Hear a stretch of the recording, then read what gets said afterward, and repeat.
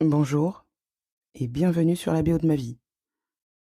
Vous étiez prévenu déjà la semaine dernière, donc vous ne serez pas surpris d'apprendre qu'aujourd'hui, ce n'est pas la rigolade. De toute façon, je ne suis pas là pour vous divertir. L'objectif, vous le savez, c'est de parler d'expérience, sans filtre, sans jugement, sans culpabilité.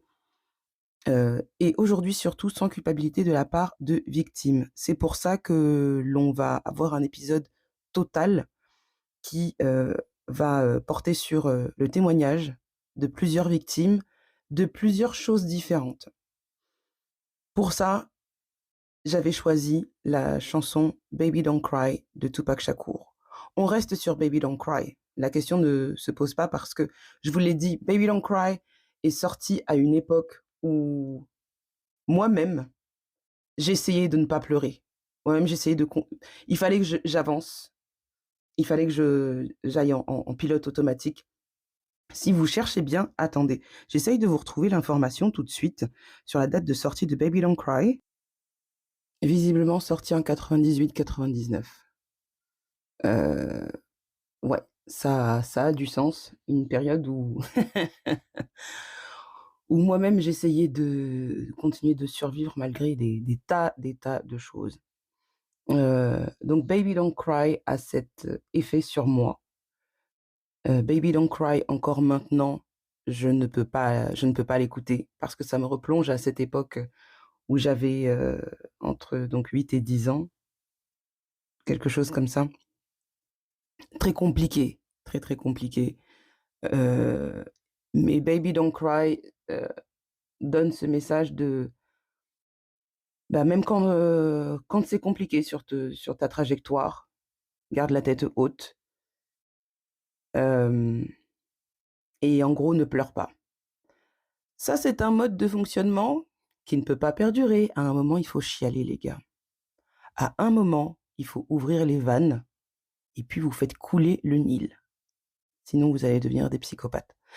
Donc Baby Don't Cry parce que c'est une passade dans la vie quand on vit certaines choses. Ça peut aider à surmonter certaines choses, mais on peut pas rester sur la phase Don't Cry. À un moment, il faut chialer. Et je voulais donc, laisser la parole à des victimes, heu, suite à vo en fait, j'avais ce sujet sur ma liste, je vous mens pas, hein. Ma liste de sujets, elle est prête depuis novembre 2021. J'avais quel âge à l'époque? Je ne sais plus, mais bon, c'était il y a 3 ans quasiment et ma liste de 26 sujets était déjà prête. À l'époque, j'étais prête à vous parler de justement ce qui a fait de moi cette personne, de Baby Don't Cry, les choses qui ont fait que je ne pleurais pas jusqu'à maintenant parce que certains de mes amis ont pu remarquer récemment que je suis une madeleine. Heu, mais à la lumière de l'actualité et même avec, l'évolution que j'ai pu faire moi-même ces 3 dernières années, j'ai eu envie de laisser la parole à des victimes parce que je trouve injuste que l'on s'appesantisse en permanence sur les coupables. Les coupables, hem, de différents crimes se retrouvent toujours avec des noms fascinants, le boucher des Ardennes ou je ne sais pas quoi là, que ce soit des Marc Dutroux, des Michel Fourniret, des Guy Georges, ce que vous voulez, ils ont toujours tueurs de l'Est parisien, ils ont toujours des noms subversifs et on s'intéresse beaucoup trop à leur personne, à ce qui a fait qu'ils se sont retrouvés, à perpétrer de tels actes, mais on n'a jamais, jamais le temps de s'inquiéter des victimes. Et ça m'a frappée d'autant plus quand récemment, donc je vous le disais, la semaine dernière, à l'épisode que j'ai enregistré début septembre, ça m'a frappée d'autant plus, au début du procès de Mazan concernant, la victime qui est Gisèle Pelicot et je tiens à préciser à nouveau qu'elle est la seule et unique victime, en tout cas à ce qu'on sache, peut-être sa fille également, mais le procès ne concerne qu'elle pour l'instant et la plus de cinquantaine de coupables, heu, qui, heu, qui ont, bizarrement fait l'objet d'énormément d'intérêt de la part des médias. Or, la seule et unique victime, la seule et unique personne dont personnellement le témoignage m'intéresse, c'est Gisèle Pelicot et potentiellement du coup sa fille. Donc aujourd'hui, on va avoir, 6 témoignages très différents. Je tiens à remercier les personnes qui m'ont fait leur témoignage. Dans les 6 témoignages, certains ont été faits par la même personne. Vous ne le saurez pas parce que j'ai utilisé des noms d'emprunt pour vous lire chaque témoignage, mais vous allez voir à quel point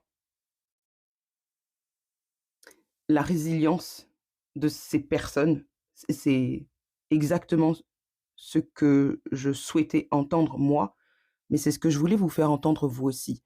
Le but, ce n'est pas de faire du ouin-ouin, je suis une victime, hem, ou, ou voilà, ou entrer dans une spirale, de, de tristesse. Absolument pas, mais vraiment pas. Ce que vous allez entendre aujourd'hui, ce sont des témoignages remplis de résilience qui peuvent vous montrer qu'avec certaines petites astuces, beaucoup d'aide, d'accompagnement, d'amour de soi, pour soi et d'amour des autres, on peut se relever de beaucoup de choses. Donc merci à tous. Juste, pour que vous sachiez en avance, un petit peu les sujets des témoignages, il y a de la violence physique, il y a évidemment, agression sexuelle malheureusement, hein, mais c'est beaucoup trop répandu pour faire comme si, on n'allait pas avoir de témoignages à ce sujet-là. Hem, je crois de mémoire qu'il y a, au moins, un pervers narcissique qui se retrouve là-dedans et on a aussi un témoignage, concernant, une secte. Parce que oui, les personnes qui se retrouvent dans des pseudo-religions, dans des mouvements sectaires, sont également des victimes.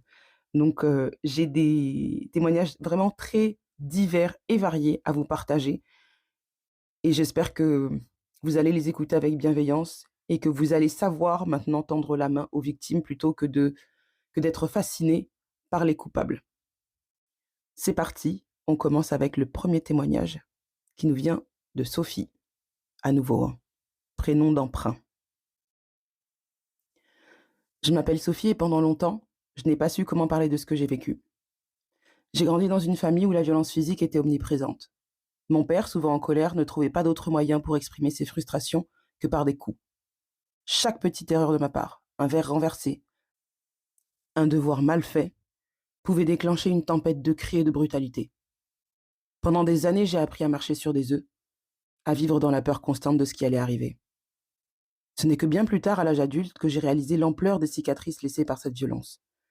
Physiquement, elles étaient visibles, mais émotionnellement, je portais en moi des blessures profondes. La colère refoulée, la honte et surtout la peur de l'autorité ou du conflit.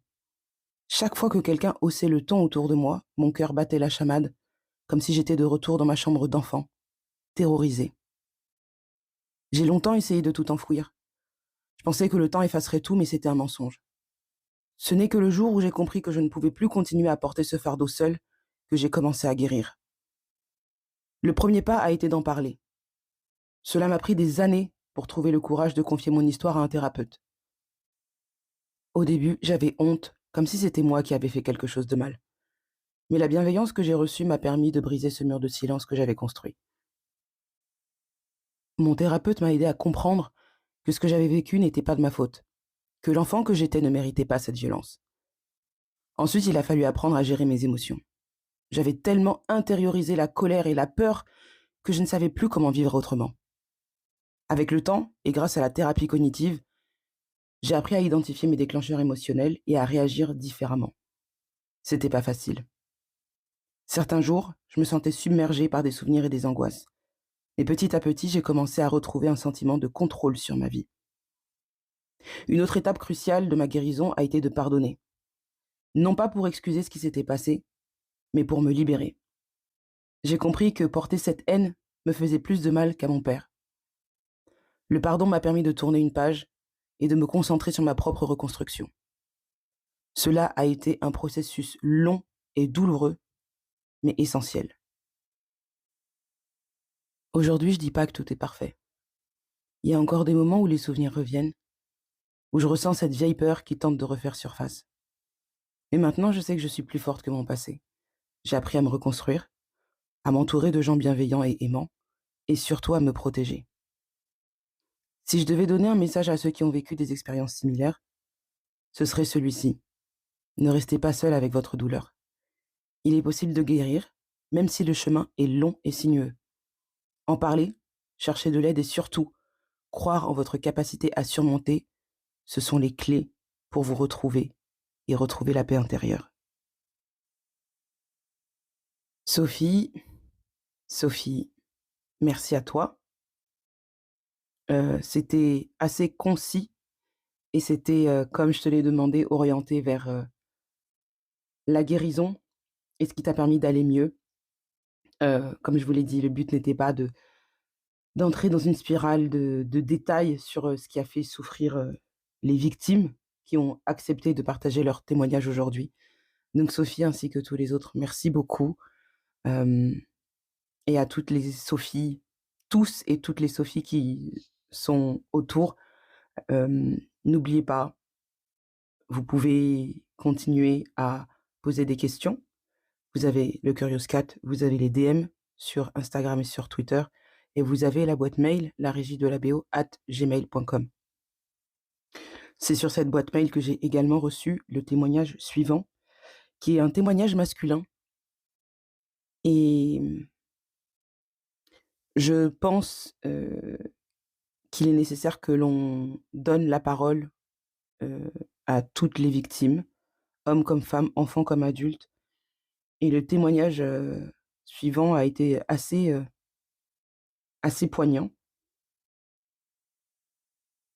Il ressemble à énormément de choses que vous comme moi pouvons vivre.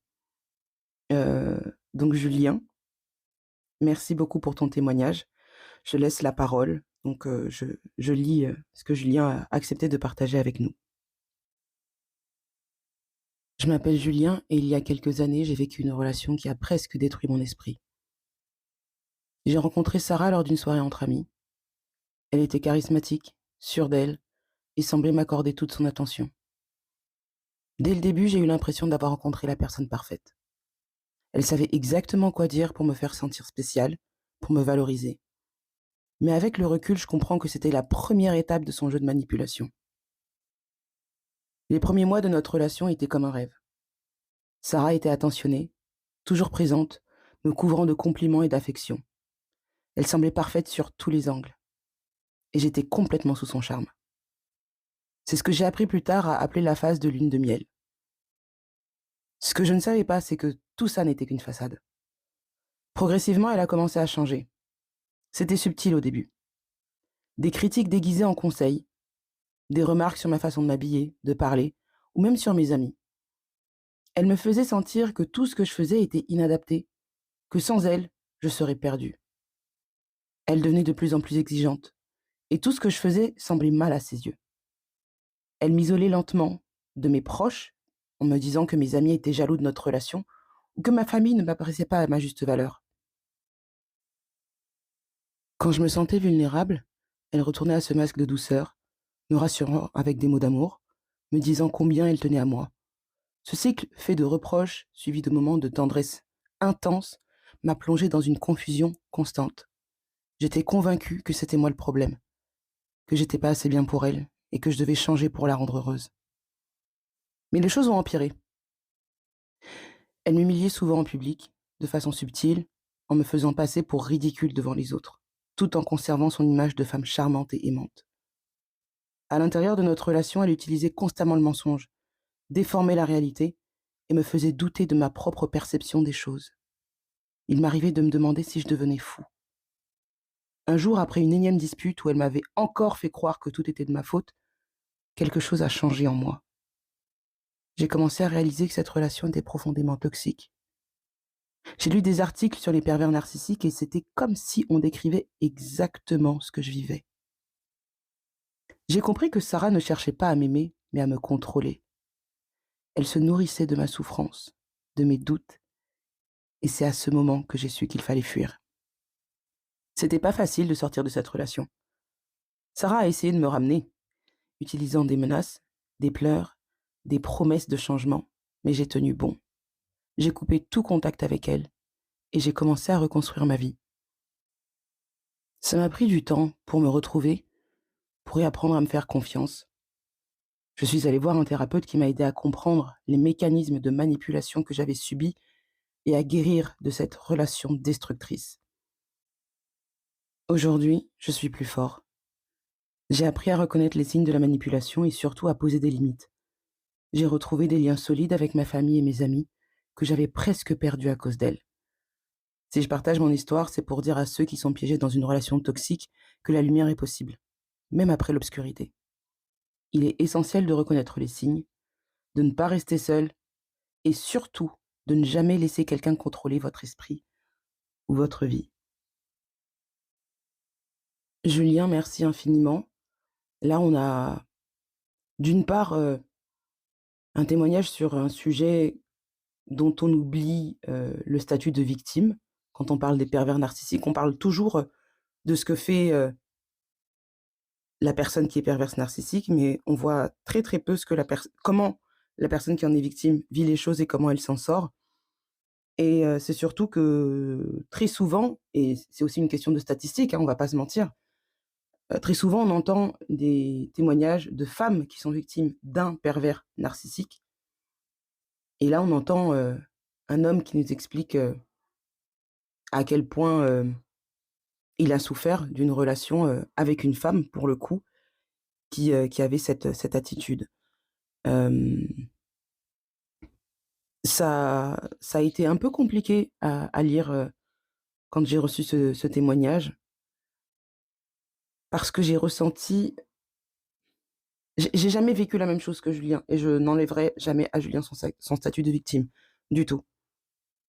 Mais je me suis quand même rendu compte, que dans mon cas ou même dans le cas de certains de mes amis, il y avait quand même des petits signes qui waouh!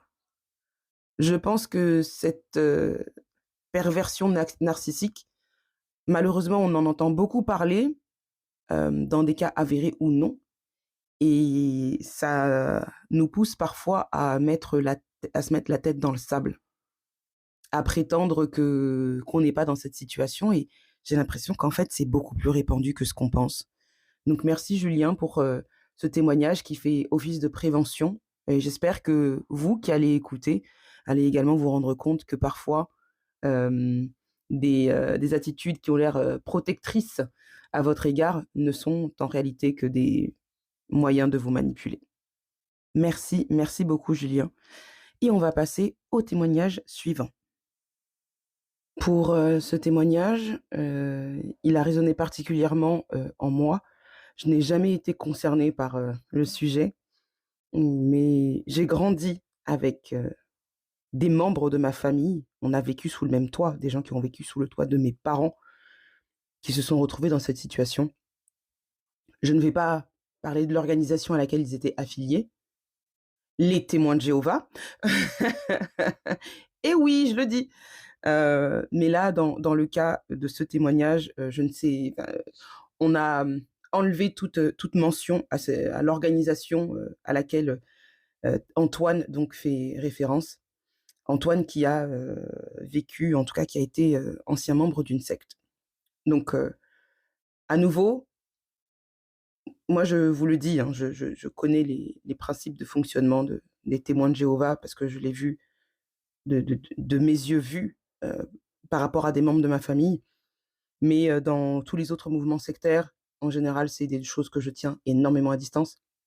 Donc, je ne peux pas ou ne peux plus m'exprimer. Mais Antoine a été super sympa pour nous livrer ce témoignage. On a enlevé toute mention à l'organisation à laquelle il fait référence.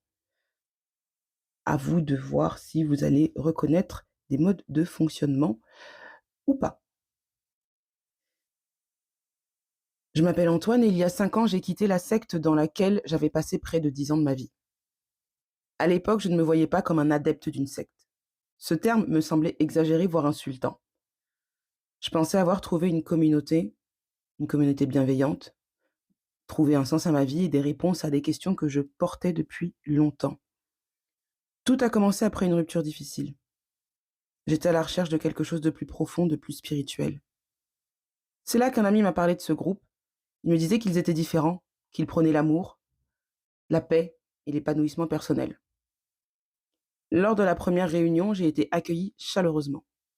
Les gens souriaient, me posaient des questions sur ma vie et semblaient véritablement intéressés. Le leader, que nous appelions le guide, avait un charisme incroyable. Il parlait avec une telle assurance qu'on aurait dit qu'il connaissait toutes les réponses aux grandes questions existentielles. Au début, tout était parfait. J'étais entourée de gens bienveillants, j'assistais à des séminaires qui me faisaient me sentir spéciale. On me disait que j'étais sur le point de m'éveiller, que j'allais atteindre un niveau de conscience supérieur, inaccessible au commun des mortels. Petit à petit, j'ai coupé les ponts avec mes amis et ma famille, sans vraiment m'en rendre compte. Le guide nous encourageait à ne pas écouter les non-éveillés, ceux qui n'avaient pas encore vu la vérité et qui risquaient de nous faire tomber dans les ténèbres de l'ignorance. Après quelques années, je me suis rendu compte que quelque chose clochait.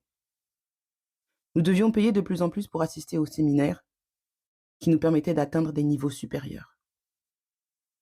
Le guide insistait de plus en plus sur notre dévotion totale. Il nous faisait croire que nos échecs personnels étaient dus à un manque de foi en ses enseignements. Plus le temps passait, plus j'étais isolée. Mes anciennes relations me manquaient, mais j'étais convaincue que le monde extérieur était nocif. Ce qui m'a ouvert les yeux, c'est une conversation que j'ai eue avec un autre membre qui avait décidé de partir. Il m'a dit que tout n'était qu'une immense manipulation, que le guide contrôlait nos pensées et nos actes à travers la peur de l'échec spirituel. J'ai eu du mal à le croire, mais son témoignage a planté une graine de doute. J'ai commencé à faire des recherches discrètes sur d'autres groupes similaires, et j'ai vu des similitudes frappantes entre ce que je vivais et les techniques de contrôle mental utilisées par les sectes. Le processus de sortie a été difficile. Quand j'ai annoncé que je voulais partir, j'ai été accusée de trahison. On m'a dit que je serais perdue, que je n'aurais plus aucun sens à ma vie. Il m'a fallu des mois pour me reconstruire après mon départ.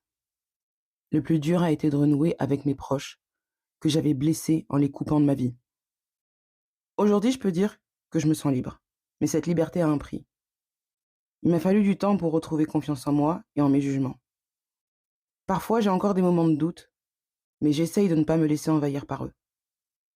Ce que j'ai appris, c'est que personne ne détient toutes les réponses. Si quelqu'un vous fait croire qu'il peut résoudre tous vos problèmes, soyez méfiants. Les sectes prospèrent sur notre besoin de trouver un sens et sur notre vulnérabilité. Je partage mon histoire dans l'espoir que d'autres puissent éviter de tomber dans le même piège.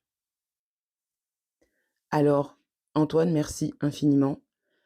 Parce qu'en fait, je ne sais pas si certains d'entre vous ont pu suivre, en tout cas sur les réseaux sociaux, notamment sur Twitter. On a vu des personnes témoigner lorsqu'ils sortaient de certains mouvements religieux, spirituels, ce que vous voulez. Mais est-ce que je peux les dénoncer? Est-ce que je peux les dénoncer? Pour ma part, j'ai vu des témoignages qui étaient liés à des organisations nommées ICC, ACER. C'est les 2 dont j'entends le plus parler. Les autres, je ne sais pas du tout. Et voilà, je suis pas là pour vous faire du prosélytisme ou autre, mais faites attention. Il s'agit d'être juste faible à un moment, d'être vulnérable. Je me souviens, alors très récemment, très peu de personnes sont au courant et je vais être très évasive. Il y a 2 semaines, j'ai dû faire, face à à à un deuil très douloureux dans lequel je suis encore en train de voilà, j'essaye encore de traverser ça. Heu et juste avant, j'étais dans une phase où, je sais pas, quelque chose en moi, on va dire, était très éveillé spirituellement et j'écoutais en permanence j'écoutais en permanence du gospel, sur Spotify et je crois qu'un jour, mon petit frère, voilà, il était venu pour, que je lui fasse ses tresses, comme d'hab et il me dit: «Oh, j'aime bien, le son que tu écoutes et tout, envoie-moi la playlist». J'envoie donc dans mon groupe, familial, donc ma mère et mes 2 frères, j'envoie le lien de la playlist et ma mère qui me répond: «Mais tu es entrée dans une secte? J'écoute du gospel maman». Alors oui, peut-être que c'est, comment ça s'appelle l'église de Justin Bieber? Ou, c'est quoi? Hillsong?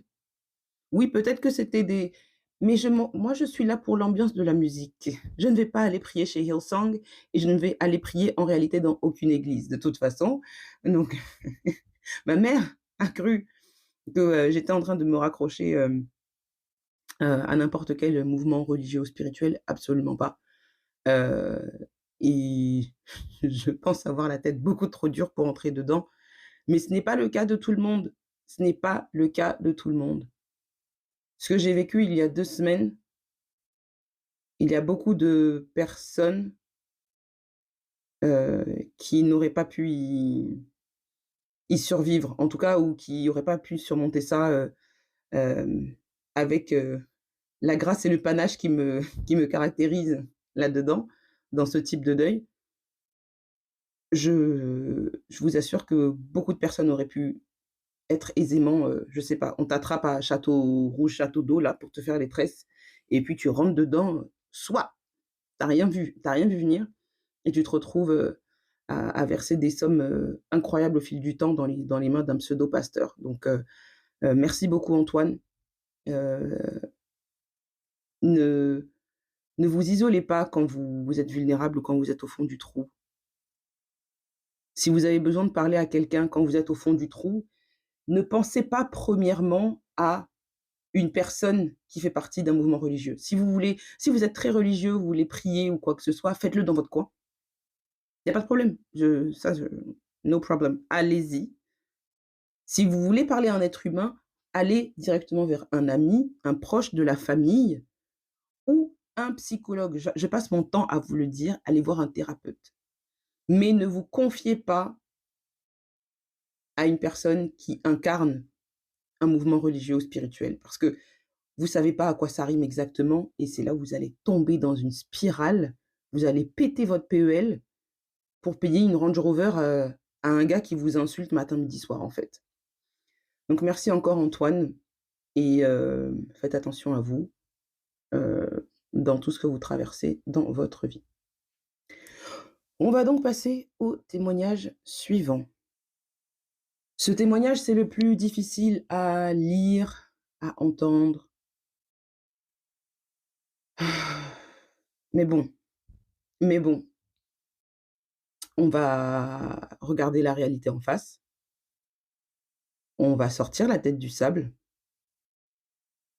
et on va tous s'asseoir pour écouter attentivement, prendre note et protéger toutes les Amina de cette terre.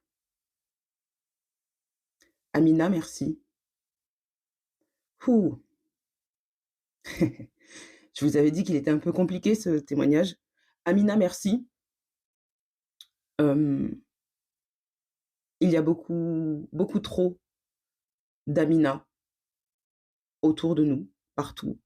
Une, c'est déjà trop, hem et j'aimerais que l'on entende plus les Amina, qu'on les soutienne plus, qu'on les croie chacune des Amina qu'il y a dans notre entourage. Moi, je veux juste qu'on les croie sans réserve et qu'on ne se dise pas que les Amina de ce monde s'expriment pour, porter préjudice à la réputation, à la carrière ou à je ne sais quoi de leur bourreau. Allez, on y va. J'aurais jamais, vraiment jamais cru que ça pouvait m'arriver. Pas à moi, pas avec quelqu'un que je considérais comme une partie de ma famille. C'est encore difficile de mettre des mots sur ce que j'ai vécu, mais je sens qu'il est important que je parle, que j'extériorise même si ça fait mal. Tout a commencé si subtilement. Il était toujours présent pour moi, attentif à mes besoins, m'aidant dans des moments difficiles. Au début, je voyais que de la bienveillance derrière ses gestes. Je lui faisais confiance. Mais avec le temps, je me suis rendu compte qu'il contrôlait, peu à peu, chaque aspect de ma vie. Il avait cette façon de me faire croire que tout ce qu'il faisait était pour mon bien, que sans lui, j'étais perdue. Quand j'essayais de prendre mes distances, il devenait plus insistant, plus oppressant. Il disait que je lui devais tout, que je ne pouvais pas partir après tout ce qu'il avait fait pour moi. Puis un jour, les choses ont dérapé. J'étais chez lui, une discussion banale qui a tourné au cauchemar. J'ai refusé quelque chose et là, c'était comme si le masque tombait. Sa voix est montée. Il m'a attrapé par le bras avec une force que je ne lui connaissais pas. Je me souviens encore de son regard. Noir. Je n'arrivais pas à croire ce qui se passait. J'étais paralysée de peur. C'était pas juste une agression physique, c'était une trahison. Comment une personne à qui j'avais donné toute ma confiance pouvait me faire ça? Il m'a poussée contre un mur et dans un élan de colère, il m'a frappée. Je suis tombée. C'est à ce moment-là que j'ai compris que je ne pouvais plus rester silencieuse, que je ne pouvais plus justifier ces actes et prétendre que ce n'était rien. La honte, la culpabilité de n'avoir rien vu venir m'ont submergée. J'ai voulu croire que c'était un accident, que c'était un moment de faiblesse. Mais au fond de moi, je savais que c'était un schéma qui s'installait depuis longtemps. C'était pas la première fois qu'il essayait de me dominer, mais cette fois, il était allé trop loin. Après ça, j'ai tout caché. Je ne voulais pas que ma famille ou mes amis sachent. J'avais tellement peur de leur jugement, peur qu'on me dise que c'était de ma faute, que j'aurais dû voir les signes. Pendant des mois, j'ai vécu avec cette douleur, avec cette peur constante qu'il recommence. Il venait souvent s'excuser, me disant qu'il regrettait, qu'il ne savait pas ce qui lui avait pris. Et moi, dans ma détresse, je voulais le croire, je voulais lui pardonner. Mais chaque fois qu'il se montrait doux, une partie de moi savait que ce n'était qu'une question de temps avant que tout recommence. Ce n'est que lorsque j'ai parlé à une amie proche que j'ai réalisé l'ampleur de la situation. Elle m'a aidé à voir que je n'étais pas coupable, que je n'étais pas obligée de supporter ça. Peu à peu, avec du soutien, j'ai trouvé le courage de partir, de prendre de la distance et de dénoncer ce qu'il avait fait. C'était pas facile tous les jours, les blessures émotionnelles sont encore là, mais je sais que maintenant je mérite mieux. Je mérite d'être respectée et en sécurité. Parler de mon histoire est une étape cruciale dans ma guérison. Si ça peut aider ne serait-ce qu'une personne à comprendre qu'elle n'est pas seule, qu'elle mérite d'être entendue, alors tout cela aura un sens. Parce que personne ne devrait avoir à vivre ce que j'ai vécu. Ah, Amina, Amina, merci. Vous vous doutez que c'est un choix éditorial de notre part à Amina et moi de n'avoir parlé que de l'aspect, de violence physique, mais vous vous doutez bien que ce n'était pas qu'une question de coups dans l'histoire, d'Amina. On parle d'agression sexuelle également, mais c'était un choix de ne pas s'appesantir dessus. Hem, Parce que c'est un sujet encore très, très sensible, très frais pour Amina et que les mécanismes sont les mêmes. Ce sont ce sont exactement les mêmes. Hem, donc on a voulu plus parler du procédé, heu, de la personne violente et on a parlé aussi des mécanismes qui nous permettent de nous en sortir, plutôt que de s'attacher à des faits, à des actions et d'aller dans le sensationnel. Pour, le témoignage qui arrive, j'ai demandé de l'aide aux parents, pour que ce soit un peu plus digeste parce que ça n'a pas été livré, en ces termes-là. Vous allez comprendre parce qu'il s'agit de Julie qui a entre 16 et 18 ans maintenant, on va dire ça. Et forcément, son vocabulaire et le mien n'ont rien à voir, mais pour vous en tant qu'auditeur, je me suis permis avec les parents de Julie, de, de mieux rédiger en tout cas ce qu'elle nous a témoigné. Voici ce que Julie avait, à nous dire sur ce qu'elle a vécu. Tout a commencé quand j'avais 12 ans, à mon entrée en 5e. J'étais une élève discrète, toujours dans mon coin et je n'avais jamais eu de problème avec qui que ce soit. Mais un jour, un groupe de filles de ma classe a commencé à se moquer de moi parce que je portais des vêtements qui, selon elles, n'étaient pas à la mode. Au début, je pensais que c'était juste des blagues, mais ça s'est pas arrêté. Chaque jour, elles trouvaient quelque chose de nouveau à critiquer. Mon apparence, mes notes, même ma façon de parler. Rapidement, ça a empiré. Elles m'insultaient dans les couloirs, répandaient des rumeurs horribles sur moi sur les réseaux sociaux et parfois même me bousculaient en passant près de moi. J'avais l'impression d'être coincée dans un cauchemar. À l'école, les professeurs ne semblaient pas voir ce qui se passait. Et quand j'ai essayé de parler à l'un d'entre eux, il m'a dit que ce n'était que des querelles d'adolescentes. Je me sentais seule. Mes parents voyaient bien que quelque chose n'allait pas, mais je ne savais pas comment leur expliquer. Je pensais que c'était ma faute, que si je changeais, tout s'arrêterait. J'ai commencé à m'isoler, à éviter les autres et à avoir peur de retourner en classe. Le pire moment a été quand elles ont fait circuler une photo de moi retouchée sur Internet. C'était humiliant. Je me sentais trahie, impuissante, et je pensais que ça finirait jamais. Finalement, c'est une amie de ma classe qui m'a aidée. Elle a vu ce qui se passait et elle en a parlé à un professeur avec moi. Grâce à elle, mes parents ont été informés et ont pu organiser une réunion avec l'école. C'était pas facile, mais ça m'a donné du courage. Je me suis sentie soutenue pour la première fois et aujourd'hui je vais mieux. Mais laissez qu'elle reste. J'ai encore du mal à faire confiance aux autres et à me sentir à l'aise en groupe. Je veux dire à toutes les victimes de harcèlement que ce n'est pas de leur faute. Parlez-en même si c'est difficile et il y a des gens prêts à vous écouter et à vous aider. On mérite tous de se sentir en sécurité à l'école. Compliqué ce témoignage de Julie. Hem, Julie qui va très bien à l'heure actuelle, qui continue ses études, heu, mais ça m'a fait penser à quelque chose qu'on a vu dans l'actualité, je crois il y a une petite dizaine de jours, un drame qui est arrivé dans une école primaire. Je crois 3 garçons de 9 ans, qui ont,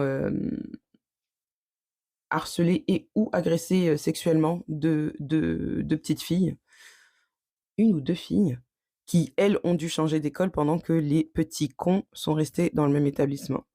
Donc ce sont, à nouveau les victimes qu'on a, extirpées de leur milieu et on a laissé totalement, les coupables dans leur milieu naturel. Voilà, rien ne les gêne, rien ne aucune conséquence, et ça, c'est dévastateur. Donc là, pour le coup, Julie a eu du soutien, mais ce n'est pas toujours le cas. Je voulais aussi, m'adresser, aux personnes qui ont été, comme Julie, victimes, de harcèlement, à l'école notamment. Si vous n'avez pas encore eu d'aide, si vous n'avez pas, fait le deuil de cette période où vous étiez victime de harcèlement, je vous assure qu'il y a un moment de votre vie où vous allez vous retrouver à prendre la place du bourreau. Les bullies de la cour de récré, ça va être vous. Parce que quelque chose dans votre tête va vous faire croire que le seul moyen de survivre et de subsister dans ce monde très difficile, c'est d'être un bully.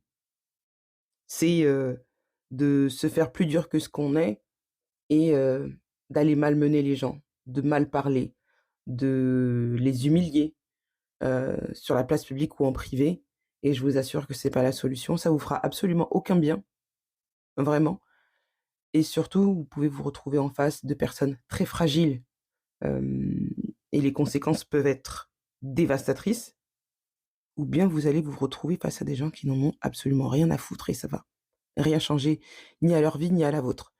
Donc je vous invite vraiment à ne pas vous laisser ronger par le harcèlement et je vous assure que heu, le fait de rétorquer par le harcèlement vous-même n'est vraiment pas la solution. Julie qui a, entre 16 et 18 ans maintenant, le sait très bien, mais vous, qu'importe votre âge, vous ne le savez peut-être pas. Donc ne tombez pas dans le piège de devenir des bullies vous-même, ça vous rend vilain. et je sais de quoi je parle. Merci beaucoup ma poupette pour ce témoignage. Merci Julie. Heu, Ça c'est celui qui m'a fait le je vais pas dire non, c'est pas celui qui m'a fait le plus de mal, mais j'ai un instinct maternel qui avait envie de protéger Julie forcément, mais c'est celui qui a été le plus sympa et drôle parce que Julie a vraiment, vraiment surmonté ça maintenant, donc c'était une conversation mignonne, vraiment. Donc merci beaucoup Julie. Avant de vous laisser, je vous donne le dernier témoignage. Je vous rappelle, que, le podcast, est en ligne, bon, dès que je peux en fait. C'est devenu aléatoire, mais vous pouvez me retrouver, en dehors de Spotify, par mail pour interagir avec moi. C'est sur larégidelabo@gmail.com. Vous pouvez m'envoyer des DM sur Twitter, @bo2mavie avec le chiffre 2. Instagram, c'est la même chose. Sur Instagram, soit je vous donne des petites exclus, soit vous allez voir hem, heu, des comment est-ce qu'on oh putain, je trouve plus le mot en français, donc je vais pas le dire en anglais non plus. Mais voilà, ce que je fais entre plusieurs épisodes et la façon dont je travaille dessus. Donc sur le compte Insta @bo2mavie également, là où c'est un peu plus personnel. D'ailleurs j'hésite, on va peut-être, le passer en privé ce compte Insta aussi, je sais pas, on va voir. Vous avez le Curious Cat sur lequel vous pouvez m'envoyer des questions et des témoignages, parce qu'en tout cas à chaque épisode, je vous donne la thématique de l'épisode suivant. Heu et le témoignage avec lequel on va terminer aujourd'hui, il est dur. Je vous ai déjà lu des trucs aujourd'hui qui m'ont demandé de la concentration. J'ai ravalé des larmes. Là, celui-ci, il me fout en l'air. Je vous le dis direct, il y en a d'autres qui m'ont foutu en l'air, hein. Vous avez vu la nature des témoignages, c'est très, très dur. Mais là, en fait, c'est compliqué parce que le parallèle qu'on peut faire avec l'actualité, c'est chaud. C'est chaud, ça fait penser à Gaza, ça fait penser au Liban, ça fait penser au Congo, ça fait penser au Soudan, je pense que vous voyez où je veux en venir. Merci beaucoup à Alain pour ce témoignage, mais c'est nécessaire. On a besoin de vous entendre vous aussi. La presse ne vous donne pas assez la parole. Si nous, au moins, simples citoyens, on peut vous laisser vous exprimer, je trouve que c'est la moindre des choses que l'on puisse faire. Je vous laisse avec le témoignage de Alain. Je m'appelle Alain et je suis l'un des rares survivants du massacre qui a frappé mon village il y a 25 ans. Pourtant, chaque jour qui passe, c'est comme si c'était hier.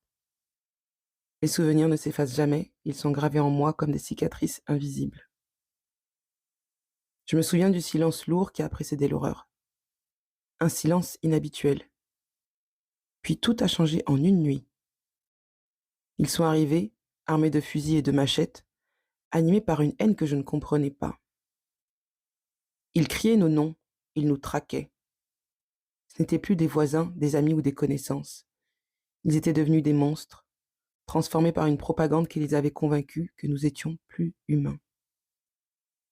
Je me souviens avoir fui dans la forêt avec ma mère et ma petite sœur. Nous nous sommes cachés pendant des jours, sans nourriture ni eau, écoutant au loin les cris et les coups de feu. Je serrais la main de ma sœur si fort qu'elle avait peur que je lui fasse mal. Mais c'était tout ce que je pouvais faire. Je pouvais pas la protéger, pas vraiment. Un jour, ils nous ont trouvés. Ma mère nous a dit de courir. Je l'ai vu se jeter devant eux pour nous donner une chance de fuir. Je sais pas comment, mais j'ai survécu. J'ai couru jusqu'à ce que mes jambes me lâchent. Ma sœur, elle, n'a jamais réapparu.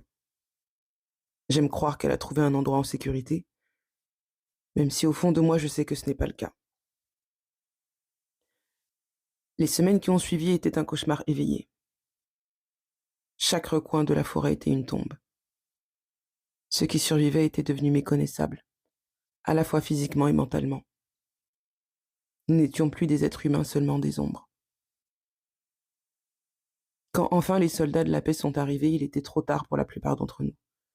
J'avais plus de famille, plus de village, seulement des souvenirs.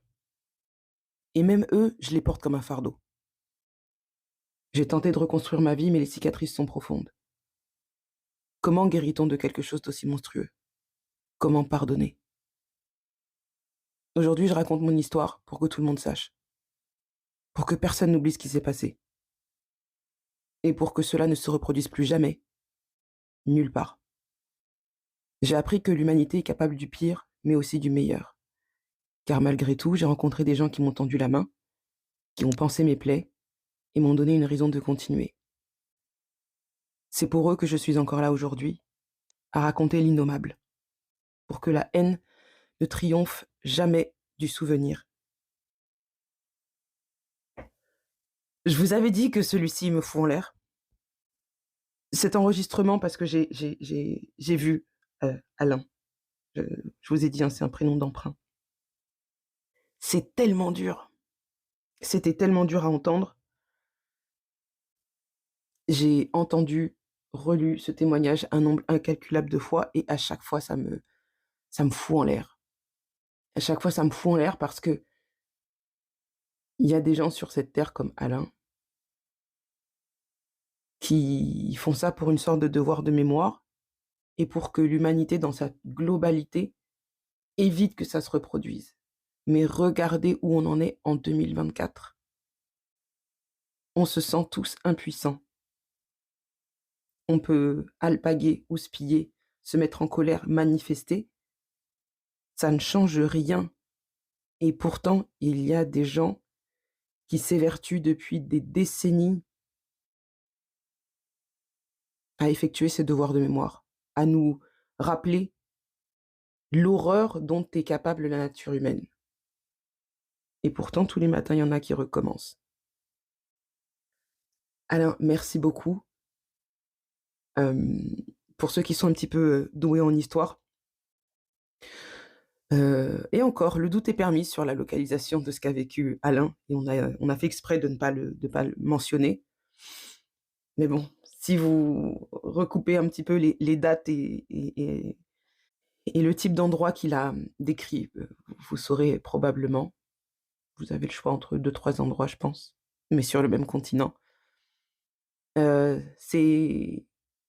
C'est un crève-cœur, mais pour moi, en tant qu'adulte, en tant que trentenaire, j'avais besoin d'entendre, de réentendre, ou de vous faire entendre ces témoignages pour qu'on prenne conscience. Je sais que la vie en ce moment est hyper anxiogène, je le sais.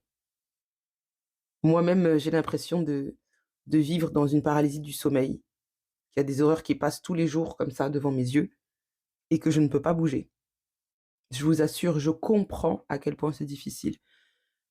Mais je trouve que l'on passe beaucoup trop de temps à s'appesantir sur les coupables. Que ce soit des individus, que ce soit des groupements de coupables qui ont commis des choses horribles, voire des nations entières de coupables. Je ne peux pas les nommer, mais on se sait, soit des nations entières ou des organisations internationales entières qui se rendent coupables par leur inaction et par leur silence, par le fait de détourner le regard. Je voulais juste laisser la parole aux victimes. Ce sont elles qui comptent, ce sont elles que l'on doit protéger, ce sont elles que l'on doit soutenir. Et merci à vous 6. Enfin, non, vous n'étiez pas 6. Merci à vous 4 en réalité d'avoir donné ces témoignages, ces 6 témoignages. Et j'espère que vous, auditeurs, allez prendre conscience aussi que le plus important, c'est d'être là pour les victimes. Voilà, c'est ce que je voulais vous dire, avec cet épisode très, très, très compliqué. Hem, pour résumer, le monde est méchant. Pardon, je suis désolée, il fallait que je dédramatise, mais le monde est méchant. Hem, pour l'épisode suivant, je vous avais dit, hein, j'ai ma liste de sujets, depuis quasi 3 ans, depuis novembre 2021, et je me suis très souvent posé la question de l'usage que chacun d'entre nous avait des réseaux sociaux. Mais en fait, c'est surtout je me suis rendu compte que la vraie question, c'est qu'est-ce qui se passe dans la tête des superstars des réseaux sociaux?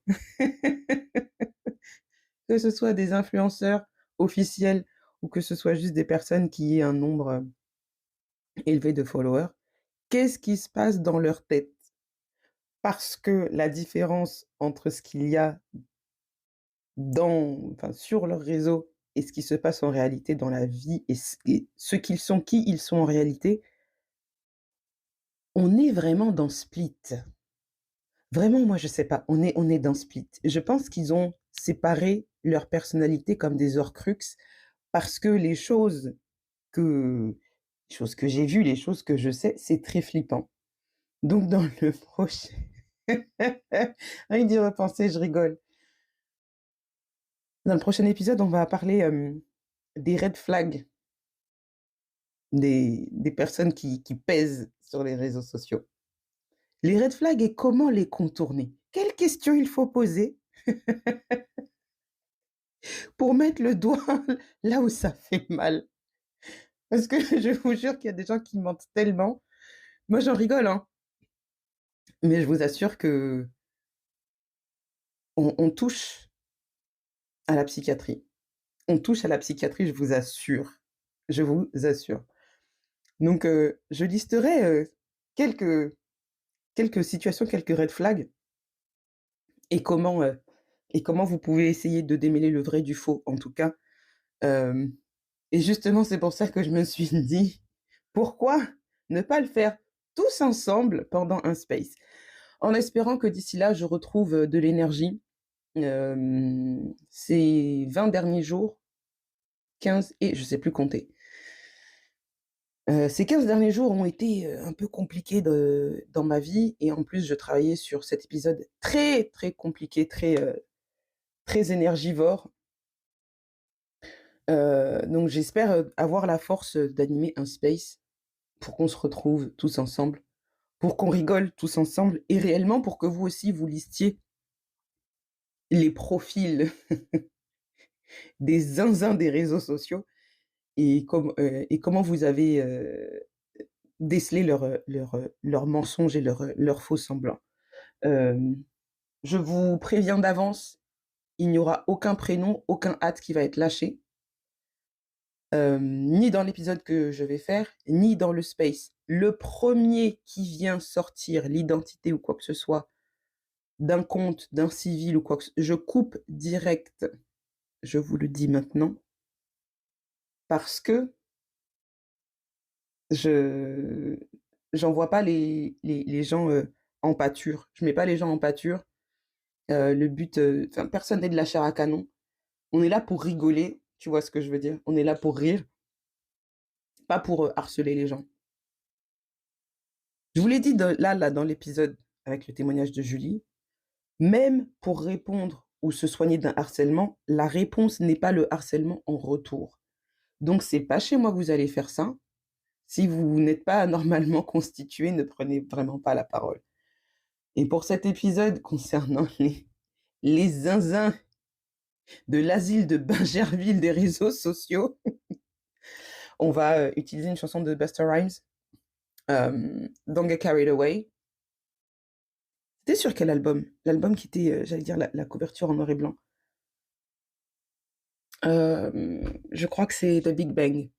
Sorti vers 2005, j'ai envie de dire, mais il faut que je revérifie. Et Don't Get Carried Away, c'est une expression en anglais, qui c'est pas juste le titre de la chanson. C'est quand tu t'emportes trop sur quelque chose. Et mon message avec Don't Get Carried Away, c'est ne vous emportez pas trop, ne soyez pas trop, ne donnez pas tout aux aux gros comptes influenceurs ou quoi que ce soit que vous suivez sur les réseaux, sur internet et tout, parce qu'ils vont vous rendre humble. Quand la vérité sort, vous allez vous rendre compte que vous vous êtes emporté.